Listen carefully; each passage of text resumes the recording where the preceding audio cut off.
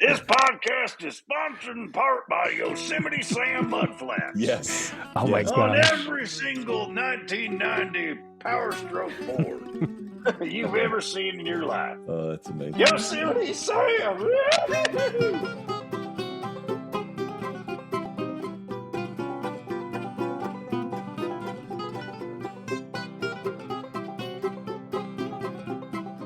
Yeah, why are you so, why do you got ants in your pants or what's happening? Just the thought of James's keyboard. I see. I like the clickety-clackety. For whatever reason, it's a tactile side of things. But Jason, you don't use a mechanical keyboard at all? No, I do. It's attached to a laptop that I type on, right, every day. And what I prefer is the one trend I'd probably go back to over mechanical keyboard would be smoking cigarettes. And we all know how good that is for you. So hold on. I like where this is going. What's your beef with mechanical keyboards?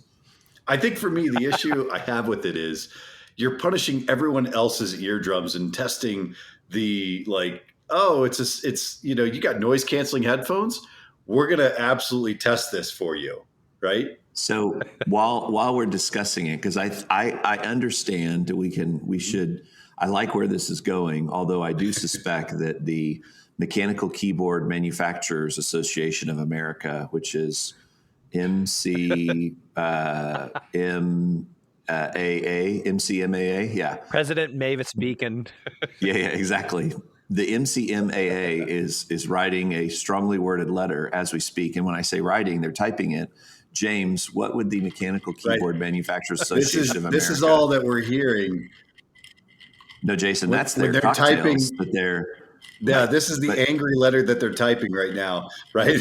No, we can actually hear it live from James. James, what does that sound like there at MCMAA headquarters? Here's a sneak peek. Okay. No, there's definitely some anger. There's going to be some vitriol behind that. Yeah. There you go. Now we're talking. We're talking. Okay. What it will sound like is, those biology skeletons? Imagine a whole fucking truckload of those things gets knocked over in the middle of a busy concrete. I'm sorry. And then, hold on. You're on the freeway. That escalated quickly. A truckload of these things falls out. Yeah. Okay. A whole truckload of these falls out. Okay. Stick with me for the visual. Oh my gosh. Okay. Okay. And then every busted up Chevy Cavalier that's following this truck closely. By the way, I think it's Cavalier. I think it's a French car. Cavalier. All right. Excuse me. The Chevrolet Cavalier. Yes. Exactly. Imagine that noise, right? Just chaos, right? 35 crushed skeletons. Okay. It's still quieter than the noise of two mechanical keyboards in a busy room. Like you can hear it over everything. And the equivalent in life of mechanical keyboard is open mouth chewers and people who spit when they talk to you. It's the exact same human behind it all. Wow. James, there's a reason why I'm not sitting across from you now. Well, besides this multi-state difference, et cetera. Right. And by the way, Jason, it seems like you're in a state of frustration over mechanical keyboards, and James is in the state of Minnesota. Yeah. But I do want to come back to the open mouth chewing, because something came up at work yesterday that I want to bounce off of you guys. But back to the mechanical keyboards. So we got James one of those for his birthday, and the reason why we got it, besides James loving tech, was also because it's Nintendo inspired. Yeah. So absolutely. Jason, I think have you seen this? It's cool. And I actually have a mechanical keyboard-ish thing at work. But Jason, it's a hybrid. So I guess it's got physical, you two are both much better at tech than I am. It's a mix of both, right? Like there's, you can switch the keys, but the switches themselves are like mechanical, and the normal, whatever non-mechanical keyboards are made of. So it's a little bit clickety-clackety, but it's not the full. Rather than being a membrane, it's actually like there's a membrane involved to register keystrokes, but the actual mechanism to actually make the key press. But hold on a second, James. I don't feel comfortable with you using the word membrane like that. It makes me it makes me very uncomfortable. Yeah. Can I stop? Yeah. Membrane, little much. Yeah. Let's go ahead and talk about our mucus ducts while we're at it. Come on. Right. Membrane is, and then so you're saying there is a plasticky kind of thing, right? Yes, it's technically a membrane. I just don't like that word, or at least the way that you use it. So there's a plasticky thing underneath the mechanical thing, is what you're saying? No. Essentially, normal, like to make laptop keyboards thinner, the plasticky thing that registers keystrokes doesn't have a mechanical. It doesn't always have a mechanical button doing it. But going back to the 80s and typewriters and even the early stage of computers, that's where the mechanical keyboards kind of came into, and also the weighted keyboards as well, like to kind of drive forward your keystrokes as well. So, I see. Well, there is something, Jason, and I've never had a man. This is the first. You're a little delayed, Jeff. Jeff, your membrane that's holding the microphone together it's pausing. It's creating a gap.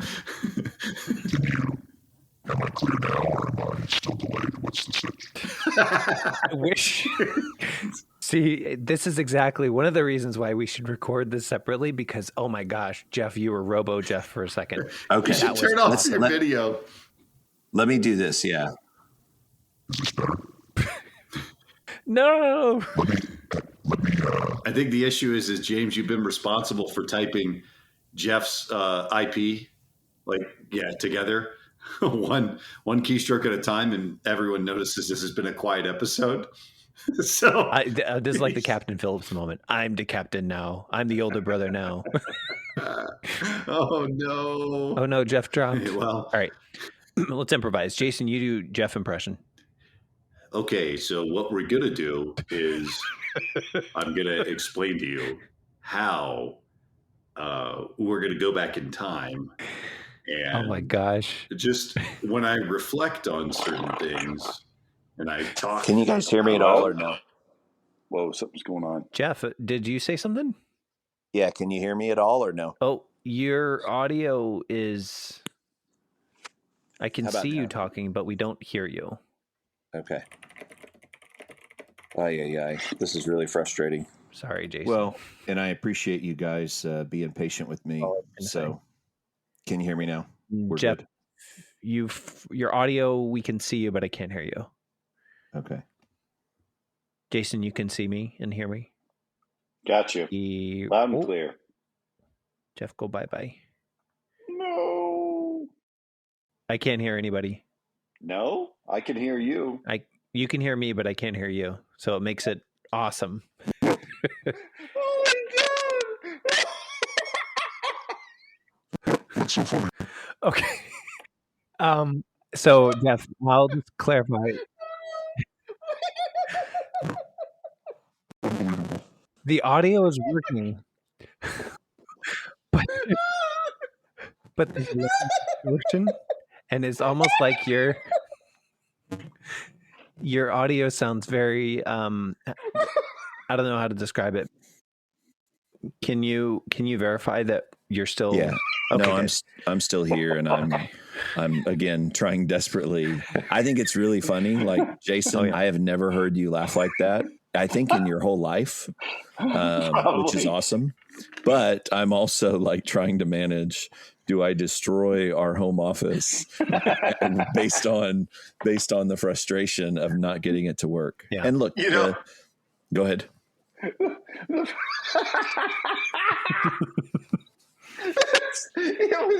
We had trouble for about 30 minutes, right?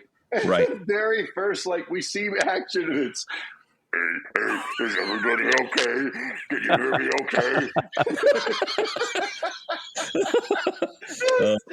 So Buzz Lightyear, we meet again. Yeah, it sounded like Emperor Zurg. Just trying to talk. I really hope with all my heart that it did get recorded that way, which is amazing. If it was if Kit from Knight Rider was running low on batteries or something. Yeah. No. So, okay. Well, I'm sorry that I messed with the mojo and the delay, but if that created an Emperor Zurg like commentary, then that was all worth it. I really have not laughed that hard in ever. Like it's ever. I do think part of me is feeling like the universe, Jason, agrees with you on the mechanical keyboards. And so it's like, oh yeah, you want to go clickety clack? All right, here we go. Now your audio and or microphones are not going to work intermittently for 30 minutes. Oh man. So, hope you enjoy your click clack soup. Right. Because this is what's happening. Yeah. Wow. Aye. All right. Well, I even forgot we were talking about the mechanical keyboard. Yeah. Oh man. No, it was, again, I don't even want to bring it up in case. And maybe that is the karmic penalty for talking about the Mechanical Keyboard Manufacturers Association of America. Yeah. So, wow.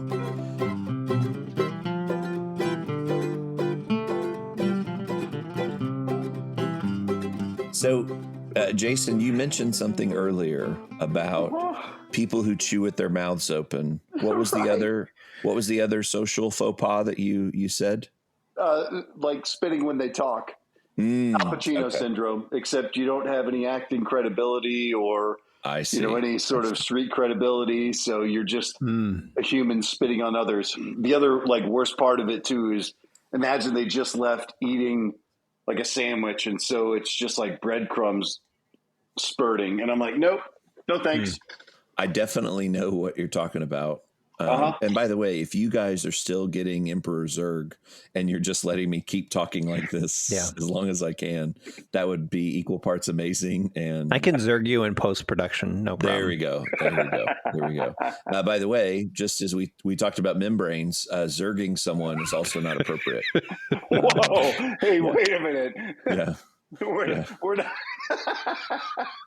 So this came up at work because an unnamed coworker had got a kidney stone. And so he's explaining to me, and this person is super nice, like a really, really good person. And so, of course, I have to be careful, I guess, if I bring this up. But the long and short of it is this person has a kidney stone. And so in doing some research after the fact, I guess you have to. Have either of you guys ever had a kidney stone before? Goodness, no. Oh man, it scares me a little bit. No. Yeah. Well, one of the things that this person mentioned is that oftentimes, you have to actually keep the kidney stone, like not on a keychain. Oh my gosh. Yeah. No, you have to collect it, and so then I'm thinking, okay, we'll collect it, and I guess the functionality, so then in my mind, I'm going, okay, well, how do you collect a kidney stone? It's a net or like a colander, maybe not a colander, because that seems ill-suited for the purpose. But essentially, I guess it's like a little, like a filter or a net not a net, but not a fabric net, but some kind of filter, right? Yeah, I'm getting a mental picture. Mm-hmm. Yeah. So you urinate through this screen, right? And the screen is what catches the kidney stone, because you have to collect it, turn it in. Again, this is a very serious thing, and I don't want to diminish the impact of kidney stones. Right. But James, as you mentioned, I'm going through, okay, well, so if you've got this net-like filter-like, screen device, well, obviously it's got to be big enough so that you can hold it in your hand. It's not like the thing that you put loose leaf tea in, right? Right. And what is it? A tea infuser. It's not like that. So in thinking about that, and I'm thinking, well, then that also means this guy is likely carrying it around in his pocket, because if you've got to go to the restroom and you've got to collect this thing, you got to have it with you at all times, right? And so then I'm thinking, well, if it's in his pocket right now, is it wrapped in a paper towel? Is it in a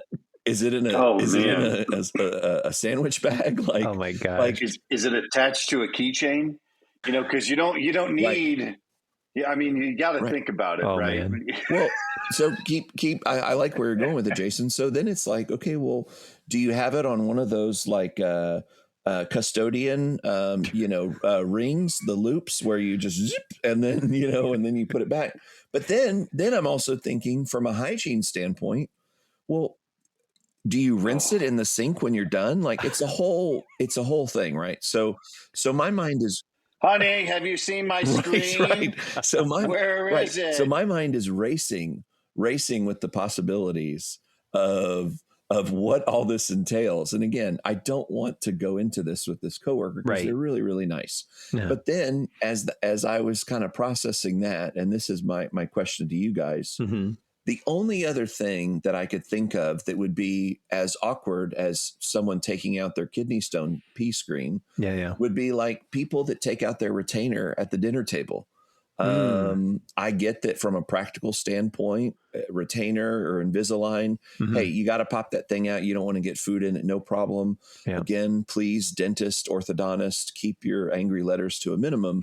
But I think that a pee screen and a retainer or Invisalign out at a table, both of those would be equally uncomfortable and socially awkward. So with all that in mind, what do you guys think? Do you want me to go there? Well, we got to be careful because there are some folks that have, things that are outside of their control. So I don't want to get into that too much, but or at all. Correct. But are there other social faux pas? Not something, again, that someone can't control.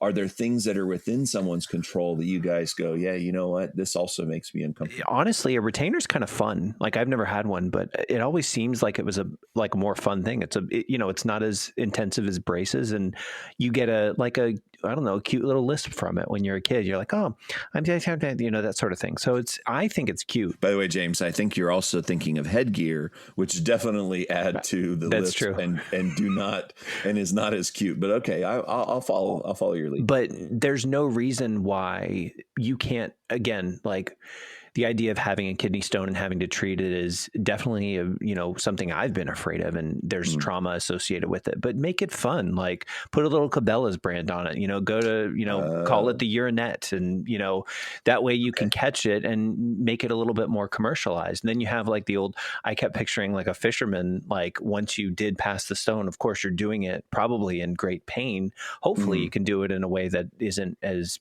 I mean, now you can kind of blast them with like sonic frequencies or something, if I remember correctly. But but I was just picturing a fisherman, like you have to catch the stones.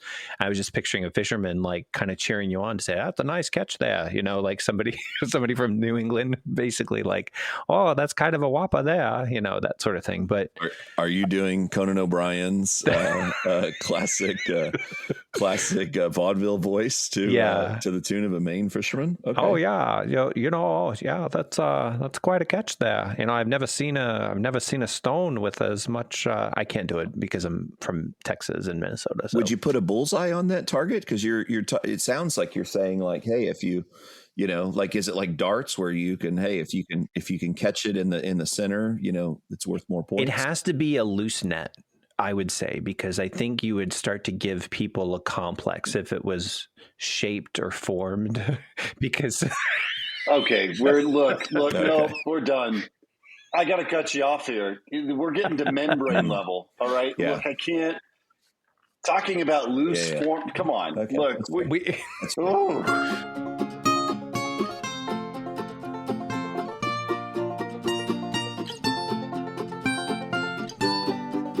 How about just a really simple thing, such as people that wear, like felt or fuzzy slippers on an airplane? Can we not do that anymore? I'm open to hearing what's your opening argument. You're walking around an airport where there's, grease and people like spilling their high C orange juice from McDonald's that they paid $8 for. And they're just trampling along like everything's okay. And it's the same people that are pizza phoning through the airport wearing these fuzzy slippers. It's just like, come on. What's pizza phoning? I've never heard of this. You don't know what a pizza phone is? No. Okay. Imagine you got a New York slice pizza in your hand. And you got to eat it a certain way. Okay. So either your hand goes completely under it flat to where the phone is parallel to the ground. Okay. But you have it on speaker at the exact same time. So you're talking into where the charging port is on said phone. While eating pizza, or pizza has nothing to do with it? It's just the mechanics of how they hold it. It's the mechanics. You look simply like you're holding a piece of pizza. But your phone is on speaker phone the whole time. Okay. It's the same. They have no sense of self-awareness. And when it comes to people watching, there's only a few places in the world that are consistently good. Okay. The airport is one of those places. And fortunately, because I get to travel for work, I get to see it firsthand. That every time you think about, someone's dressing comfortably. No. You haven't seen the ultimate train wreck of human being exist to go out and spend money on a plane ticket, right? And then they choose to hold their phone with a speakerphone while wearing headphones, by the way. Yep. I want everybody to know this. Wait, hold on. So you're saying tech-wise, they're pizza phoning. Now I know what that is. Thank you. The more you know. And with the headphones, you're talking about like any of those brands of over-ear headphones or potentially AirPods, anything where they have a built-in mic. So if they wanted to, just by speaking at a normal volume, the microphone embedded within that hearing device would pick up what they're saying. Yes. And at the same time, they would be able to clearly hear whatever the person on the other end is saying. You completely nailed it. And then the other thing is this is a universal thing. It doesn't matter what part of the world, what part of the United States or North America you're in, you will see this person if you are walking in an airport. And the other, I would say, sort of sad fact is if you look at their feet and you look at those fuzzy slippers, they've never figured out a way to pick up their stinking feet. So they're just dragging and schlepping these things around like they're pulling around an angst, toddler, just dragging them around. I'm like, pick up your feet, so... Not to mention, like, you've got that. They also have way too many cups in their hands. I don't understand. Same person carrying around 3 cups, walking around in the airport. I'm like, I get it. I understand. But pick a battle. So you're saying traipsing through many, many very, very dirty places with the slippers, including potentially hydroplaning into the restroom on these very filthy, grungy, possibly crusty, they ain't fluffy anymore, slippers. Right. And so your contention is that besides all of the tech public conversation on speaker, faux pas, whatever, they're also really making everyone else uncomfortable by them being quote unquote comfortable, right? Just with footwear alone. Just with footwear alone. Well, let's keep going. Walk me through the rest of the outfit. So we're going from the foot up. What's up next? Are we wearing fuzzy socks? Are we sockless? Actually, have you ever seen anyone in fuzzy slippers sockless at an airport? Ooh. Yeah, I have. Okay. Usually the warmer climates get it, right? So the further like south you go, the further, west you go, it's an obvious thing. You're going to see people wearing fuzzy slippers. And what's weird is, the more like further to those places you go, typically the cleaner the slippers are, meaning they've made this decision before. Okay. Where it's gotten to a point where I do want to be comfortable, but I'm going to toss the slippers. Right. And unfortunately, James, the state that you live in is known to have the dirtiest, grungiest slippers I've ever seen in the history of slippers. Yeah. You're talking about somebody's going outside in 2 feet of snow to get the paper or an Amazon package, and these same slippers are reborn as they go through the airport. Yes. What's your feeling on flip-flops at an airport or open-toed shoes in general? Look, they exist for a reason. Anyone's willing to wear them. But if you take off your sandals or slides on a plane and you put your feet places that they should not be, basically in level with the seat or on the seat, and you're over the age of 10, you need to be basically talked to. No, wait, hold on. You said something about feet in a seat? Oh, what? Yeah. You've never been on a plane where people have just like sat on their feet? Or they put them on the seat, or they put them like in the seat in front of them, or they stretch them across. And it's not what I would consider like hygiene but appropriate. You're saying bare human feet over the age of 10 on a seat? Yeah. Yikes. Yeah. And like, you know, on the seat, like they're getting ready to push labor. Oh. Like, put them down. Okay. Put them down there, corny. Okay. All right. Yikes.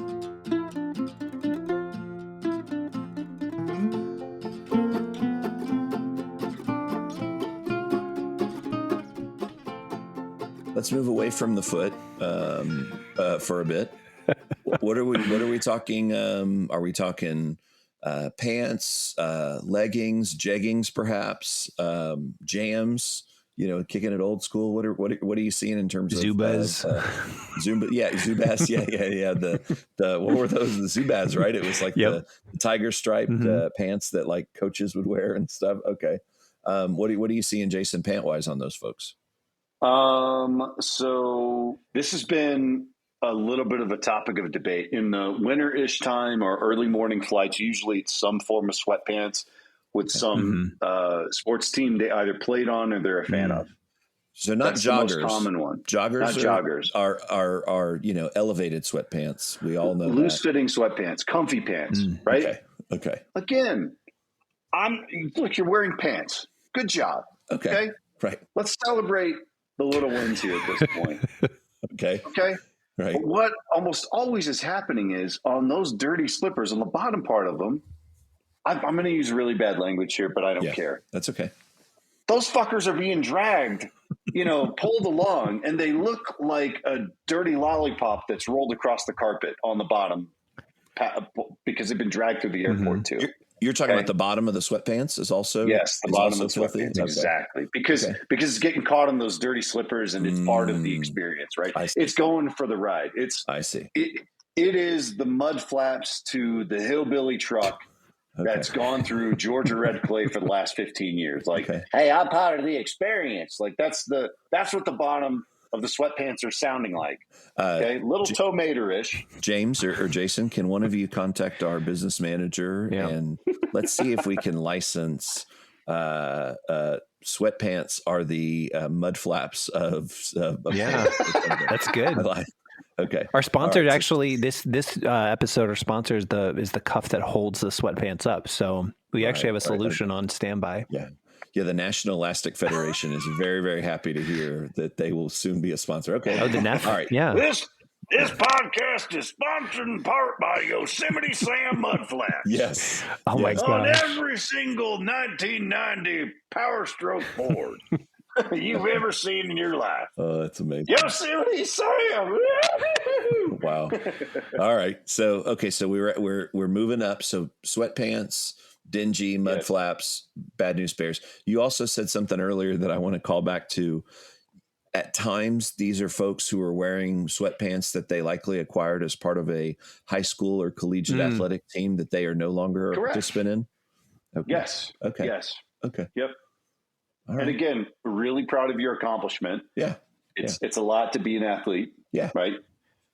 But I don't need to see you reliving your glory days. Right. Okay. Like it's okay. It was 2002. Hey, the world has moved on. Is the word on the butt, or is it kind of in the front quadrant? Okay. So James, you are really, this is membrane, word on the butt. Word on the butt.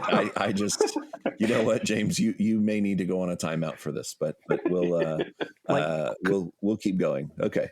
Right. As far as shirt, again, depending on the weather. Okay. But it's either some form of tank top, or, you know, an ill-fitting sweatshirt, or again, something that, I get it. The sport team that you played on. Okay. You know, blah, blah, blah, blah, blah. Right. Totally fine. But on the sweatshirt aspect, it's not like it's part of a match set. It's not like, hey, this is my sweatshirt top from, you know, Joe Smith High School, 1997.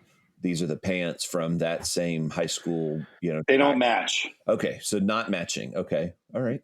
Non-matching. Okay. Okay. Are you ready? I'm ready. Woman, makeup, hair, done perfectly. Okay.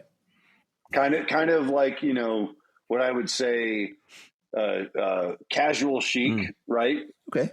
not over the top, but not like, but you can tell almost every person that's dressed this way looks like they showered in the day. Okay, and good. It looks like, again, the hygiene part is never an issue. I've never like been close enough to I try and avoid them, right? I'm darting the other way, right, like a nervous dog. They're making an effort to participate in society by bathing, brushing their teeth, etc. Oh yeah, absolutely. They get a participant medal at the end of the flight. Then they get a medal. Absolutely. So the fact that they can, at the end of the day, look at the fact that they probably put on a decent amount of makeup or brush their teeth, put in some form of hair product or whatever.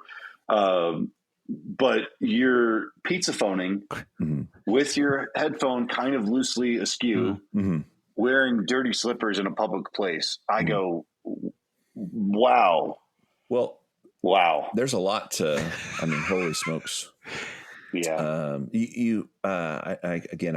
My delayed processing. You also mentioned at one point, I think, a tank top with sweatpants and slippers. That's a bold choice. That is a bold choice. Okay. So if I understand it right, those are the folks that you feel like are akin to bringing out a kidney stone net or taking out your retainer, right? They're all on the same level. Yeah. Okay, that's fair. How do you fall on neck pillows? What I mean by that is, like, obviously the place to wear a neck pillow, even if it's a short flight, 2 hours or so, would be an airplane. You're not going to wear a neck pillow when you go to Home Depot to go shopping for lumber. But do you find that it's more prevalent that people are wearing their neck pillows? Do they usually have it in a bag? So I fly usually aisle over window. I've been hit in the face by so many of those stupid things just dangling off of people's backpacks where it's like, you can't bring knives anymore on planes. You never have been able to.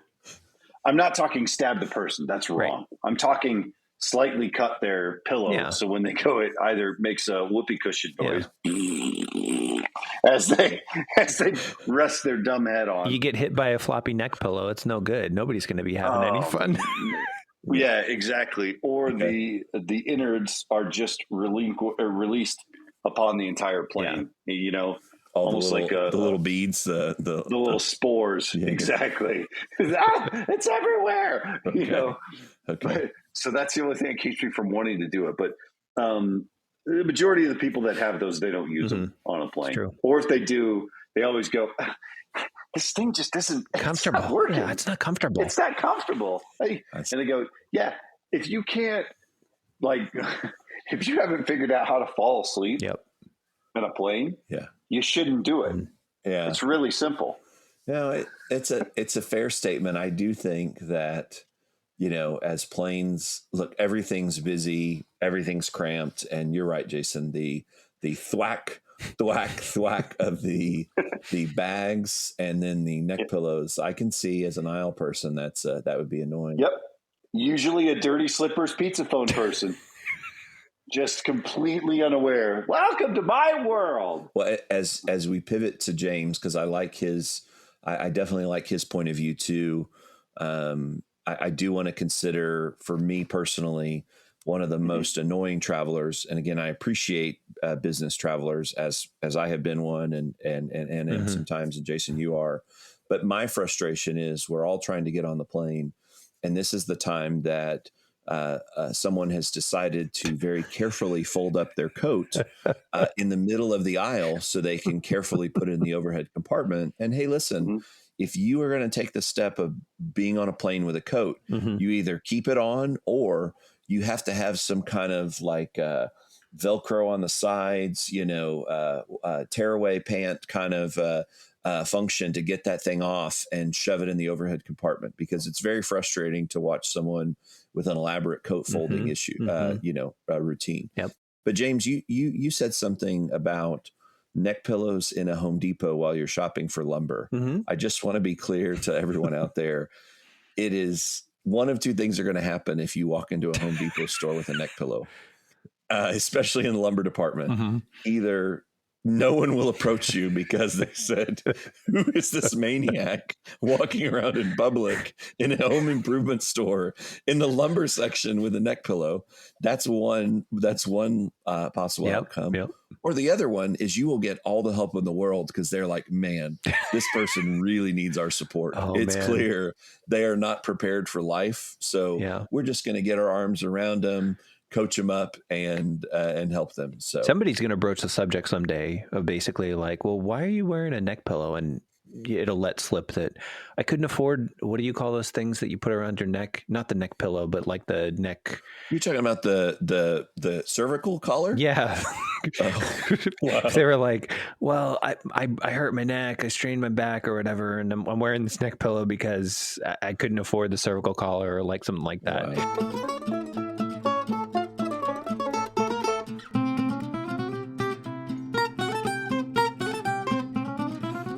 You both reminded me, these aren't even travel faux pas. These are just great travel stories. Right. Jason, I definitely think you should talk through your motorcycle road trip, your solo motorcycle road trip, which was really cool and / scary. Yeah. And then I also think that you two had some shenanigans on a road trip from Minnesota down to Arkansas. So Jason, your motorcycle trip, I personally, sincerely, all kidding aside, I was a little bit worried because I'm like, man, he's solo on the bike. Obviously, you went from Minnesota all the way down to Houston and back. Yep.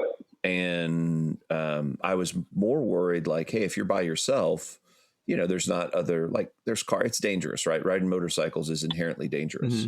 Yeah. So you dodged traffic, as it were.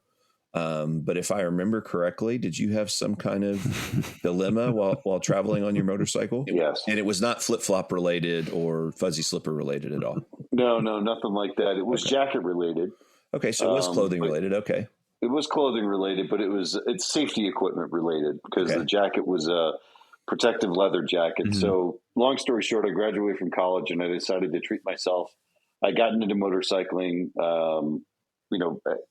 back in 2008 and just kind of was like, hey, this has become a huge part of my life and I love it. It's great. And I decided to motorcycle down to our hometown from the place I was living, which I think was over 1,000 miles each way. Yeah. Wow. And the way down, it was like I was going to stop in particular cities. I'm going to stop here. I'm going to stop here, stop here, stop here. And I get all the way down to our hometown, which is my big anchor. And I had gotten a nail in my rear tire, which is normally a big issue. And you need to replace the tire right away. But it was just off of the center line of the tire. So it was doable. Okay. So I plugged it and called one of my friends and just said, "This is really dangerous." He goes, "No, you're fine. Okay. Plug it. If you get stuck, go to any shop and they'll swap it up for you." Okay, cool. Okay. But it was so hot because I went at the end of June, early part of July. It was July 1st, and I had tied my leather jacket to the back of my essentially rucksack on the tail of the bike. But the motorcycle I had undertail exhaust. So in my spirited ride, my motorcycle, which was tied, what I felt tightly to my rucksack, was not tied tightly. It slid over my hot exhaust and immediately caught on fire when I was parked at a stoplight. But it just so happened the person that was next to me at the stoplight was a Texas State Trooper. And he looked at me, and I looked at him, and he was wearing a cowboy hat because it's Texas. Right. And his head darted back behind me. And I thought, oh, gosh, I'm getting ready to get hit by a car. Well, I turned around, and I saw smoke. And I went, this is not good.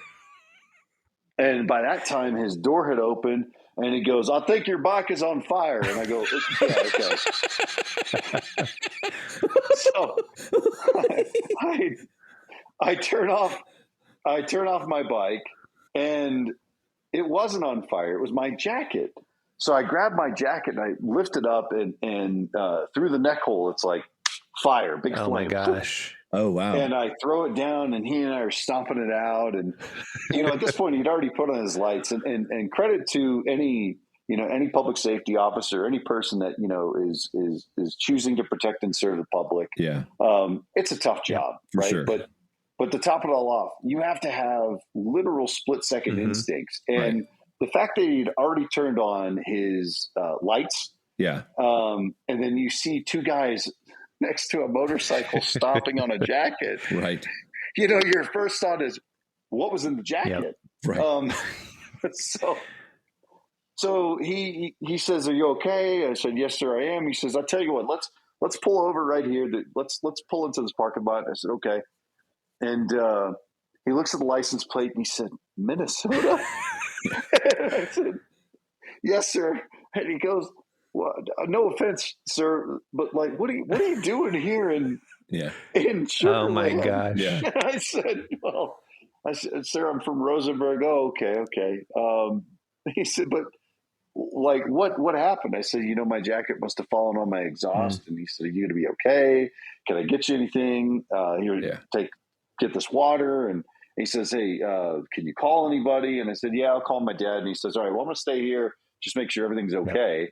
Because he was probably doing a public safety check because, hey, it was July 1st. Right. It was like 3:30, 4 o'clock in the afternoon. So it was hot. Right. It was very, very hot. He sees some lunatic without a state plates riding and his jacket catches on fire. Right. So he's trying to make sure I'm of sound mind to be able to operate, this vehicle. You don't want to get a call and say, "Hey, this guy got smoked," or he went off the road. And something, right?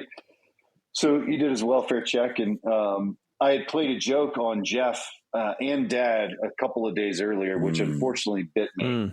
Yeah. So I called Dad, and I said, "Hey, Dad." And he goes, "Yes, son." And I said, I have something to tell you." He goes, "Oh, what? Did you get arrested again?" I was like, "What?"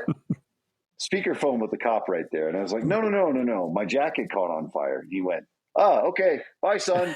And he hangs up. Wow. And the officer looks at me, and I had to explain to him the whole story about how I went to Cowboy Stadium a couple days before, and I called my oldest brother, and I said, "Jeff, do you know any Dallas PD or Irving PD to be able to help get me out of jail?" And Jeff's like, "What?" And then I hung up on Jeff. So that was little brotherism. Unfortunately, that was biting me back. Yeah. That was karma. Yeah. You had me convinced that you had, if I remember correctly, you had taken a tour of Texas Stadium at the time, which you were allowed to do. And then in the middle of the tour, you kind of peeled off and ran to the 50-yard line. And in doing so, you were proceeded to get tackled by security and or the police. And it wasn't in the middle of a game. It may even been during off season, but you did something that was not within the scope of the tour, at which point they took you into custody. Yep. And so I was really surprised by that and concerned. And I guess you said the same thing to Dad. He was really surprised and concerned, but then you told him, "Oh, it's just a joke." So is it fair to assume that when you called him with the jacket on fire, he was like, yeah, whatever. Just like at Texas Stadium, click. I see. Okay. Yeah, Jason, that was a close call. When you've told that story in the past, I always like the way that you describe the look on the state trooper's face when he kind of looks over, tips his hat or kind of, gives you a wave howdy. Or a nod and like a howdy. And then you said he looks right behind you and his eyes get as big as can be and immediately throws the car in park, throws the lights on, jumps out. And oh man. I bet you that officer has probably told that story hundreds of times. Well, this is the time that this kid almost caught on fire right in front of me.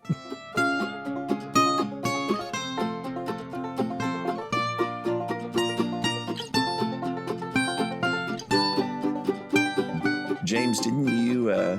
So you and Jason took a little road trip, not on his motorcycle, thank goodness, because the two of you riding however many hours that is would be very awkward as brothers. Yeah. Unless there was a sidecar. So you took Jason's, was it one of the trucks? Yeah, we took the S10. Yeah. Okay. And you guys, how many hours is that drive from Minnesota to 12, 13? Arkansas to back? Okay. We tried to do it in a day. We left, I feel like we left like 6:30 in the morning. Okay. And I think the goal was, again, we were going to split the drive. And I was not familiar with, I did my best, but I was not familiar with manual at all. And I was definitely not it was a floor clutch, but it still was, a little bit cumbersome for me. So I think I got an hour into it, and Jason, you were like, well, you gave it the good old college try, but we pulled over, I think, just crossing Iowa border, and you were like, no, I'll drive for a bit. So ended up Jason doing most of the driving. We had so much fun actually driving all the way down, listening to lots of different music, lots of 80s music and stuff. And you also had one of you have a video camera? Yes. I had a video camera that I brought because I was living in California at the time. This is actually right before I decided to move to Minnesota. So I brought the video camera with, and I was filming stuff, and we were just doodling around. Jason was singing Danger Zone and all that good stuff. I wasn't recording all the time, but it was also pre podcast or pre audiobooks, and we got a chance to catch up, but it was very much like the goal was to go down to see family who lived in Arkansas or whatever. Okay. And we made it to, I want to say we made it to St. Louis in good time. We were there before dinner time, but then it was March, so it was starting to get dark pretty early. And we made it to the outskirts of, oh my gosh, I can't remember the name now, but it was in Arkansas. Corning, Arkansas. That's right. And, we were taking the back roads. I think we were probably an hour or so out of Jonesboro, which is where our grandparents live. And we approached Corning, and speed limit was 30, but we saw maybe in the distance, some railroad tracks. And so we were just like, kind of prepping for slowing down to go over the railroad tracks. So Jason was driving, he slowed down to about 20, maybe 15. And it was a big hump. Basically, it was maybe like, 5 foot high hump. So we went over the first set of railroad tracks and kind of came down a little bit harder than normal, but maintaining our speed of 20 miles an hour. Okay. And then there were 2 more humps, which we didn't see at the time. Okay. So, we didn't necessarily like dovetail or catch air basically, but it was enough to where like we were like visibly moving. By the second one, we were kind of laughing and having fun. Like it was like, oh my gosh, we should have slowed down more. And then I think by the third, I was a little bit worried that we were going too fast. And, I think we were also just kind of like laughing, but I happened to have the video camera going when we were going over these, I think, or maybe immediately after. We were just laughing. And then after the laughter subsided, we started to hear, I don't know, like a faint metal scraping. We weren't quite sure what it was, but I turned the video camera and he and I were just laughing. I think we were listening to 3-6 Mafia, Jason. Am I right? Or UGK Probably, or something? Yeah. Anyway. Yeah, it was one of those two. Nice. Right. In Corning, Arkansas, which is, again, the best place to listen to any music, your favorite music. But I heard this metallic scraping, and I turned the camera back, and your tailgate, Jason, was kind of shooting up sparks and was scraping on the ground. We had slowed down enough to where it was like, I think maybe 10 miles an hour, but it was enough to where you could see visible sparks coming up, and it was being kind of hanging on just by that metal thread or whatever you call it, like retention cord. The cable. Yeah. One of the cables had snapped. Okay. So that's why it popped off. When you're saying the tracks, it was snapped on one of the bumps. The second set of tracks caused it to fall off of the truck, and then we subsequently dragged it because there's a dent about in the Chevrolet. Oh man, from where it hit, or no, it was more of the Chevrolet, the yeah. So we pulled over, And it was at night too, right? So it was dark. Dusk. So like, daytime. It was no, it was daytime. Oh, it was daytime. It was afternoon, but you could see the sparks. Yeah. Okay, but it was dark enough and the sparks were bright enough that you could see like a fan of sparks coming from dragging the tailgate. Yeah. And then we got to Grandpa's house, and Mom was there, and I think a couple of people, we showed them the video and kind of goofed around and stuff. And then I think I either lost the camera or I don't have the video anymore, but it was, pre, internet phone or whatever. But internet phone, what the heck am I talking about? The internet phone. Yeah, wow. For someone who appreciates vintage and obsolete tech, I don't even know that an internet phone existed. A smartphone, is that what you were thinking of? I don't know. I think I was triggered because you said Chevrolet, and something I didn't share this with you or Jason. Oh, see, I'm doing it again, but I didn't share this with either of you. But the same thing happened. Pick a brother, damn it! Pick a brother. Yeah. Just pick one of us, please.